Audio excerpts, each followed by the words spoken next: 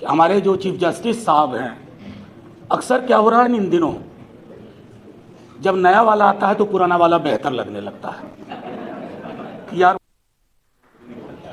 तो हाँ, मैं ताहे का इस्तेमाल खड़ी बोली के अंदाज में किया है, क्योंकि आजकल लोग इससे भी नाराज हो जाते हैं कि विल्सन साहब इज हियर नाउ। मैं शुरुआत करूंगा, ज़्यादा 4 से 5 मिनट में अपनी बात रखूंगा। पहली चीज़ ये है कि 29 जनवरी को 2 चीज़ें हुई थी मैम। हमारे चीफ जस्टिस साहब ने कहा, क्या हम पीछे की ओर जा रहे हैं?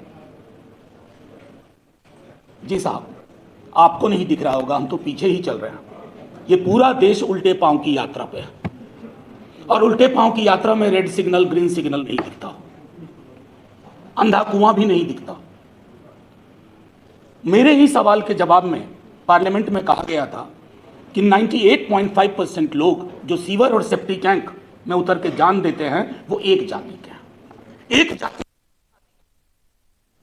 और फिर हमारे चीफ जस्टिस साहब कहते हैं कि जाति व्यवस्था को फिर से बहाल करना है।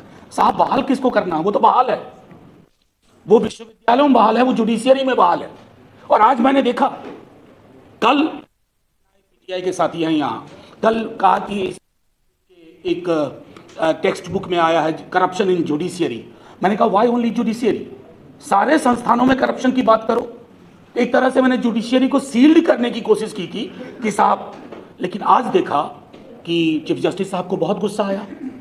यहां तक बोले, just wait, you will see what I do. But the day this important UGC regulation was there, your language was entirely different. You were the Chief Justice of India.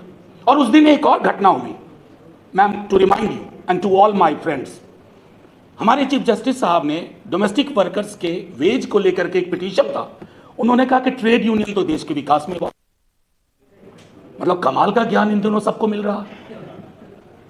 पूरी जिंदगी हमने ये देखा कि मैटरनिटी ना आया होता, ईएसआई ना आया होता, फैक्ट्रीज एक्ट ना आया होता, न जाने क्या क्या ना आया होता, अगर ट्रेड यूनियन नाम की नाम की एजेंसी, नाम की संस्था, चाहे किसी पॉलिटिकल पार्टी का हो। तो कभी कभी एहसास नहीं होता है कि whether we are listening to our chief justice of India और somebody who has been put there to deliver a script written by the AIs which operate from a particular building in Lutyens Delhi. ये दूसरी चीज मैं कहूंगा, उर्मिलेश जी हैं यहाँ, इन्होंने बहुत पहले मुझसे कहा था, आज इनको याद नहीं होगा, मैंने व्हाइट मेंस प्रिविलेज पर काफ़ी कुछ पढ़ा था। मेरी इच्छा हुई कि जो तथाकथित उच्च जातियां हैं उनके बीच में इस पर मंथन हो कि कौन कौन से ऐसे विशेषाधिकार जिनको हम नेचुरल, और वो नेचुरल नहीं। मैंने एक आर्टिकल लिखा लंबा चौड़ा, अभी तक कुछ अंग्रेजी दैनिक है जो छाप देते हैं, और मैंने उस सवाल को उकेरा। और हाल में जब यूजीसी पे ये शुरू हुआ, कई लोगों ने मेरे सरनेम को अटैक किया।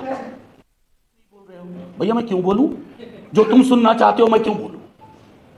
मैं वो बोलूंगा जो जिस किताब का जिक्र कर रही थी। तो मैंने उसी अखबार में एक आर्टिकल लिखा, my surname does not frame my politics, I am teacher too. और मैं फैसले लूंगा। मैं सिर्फ आपके माध्यम से जो लोग मैं कहूंगा, आप असहज तमाम उच्च जातियां में, सब नहीं, कुछ लोग, लेकिन उनके पास ताकत है, उनका बुलबुला भी तूफान दिखता है, हमारा तूफान भी बुलबुला बना दिया। तो उस की कोशिश, छोटा उदाहरण देता हूं, कई दफा ये बात कही है।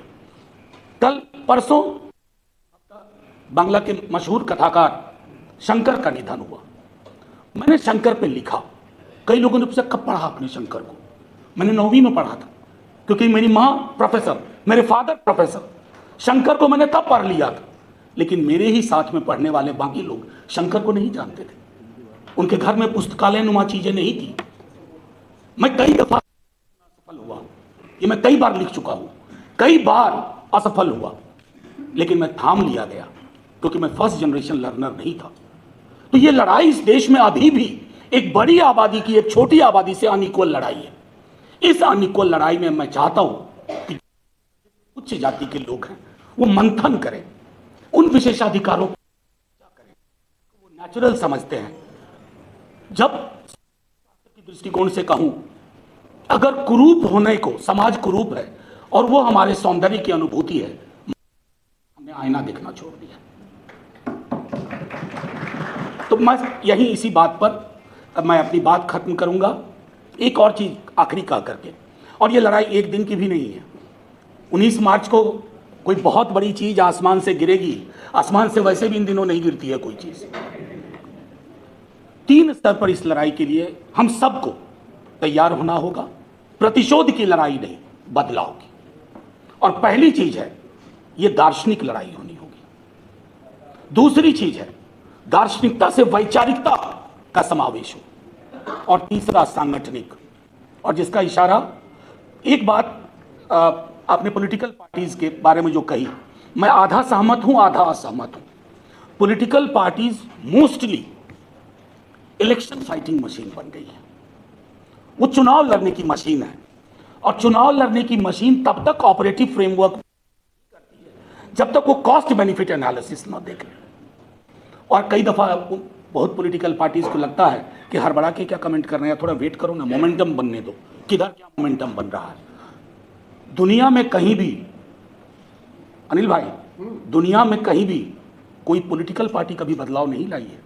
सड़क और गांव लाए। और political party more often than not, वो हेलमेट जाती है, बाइक आई किसी और की, कोई और चला रहा, पीछे बैठ जाएगी, जिसको हम कहते हैं पिलियन राइडर। That's all. बहुत बहुत शुक्रिया आप सबका। जय हिंद, जय भीम। ऐसी और खबरों के लिए बोल मीडिया को फॉलो करें।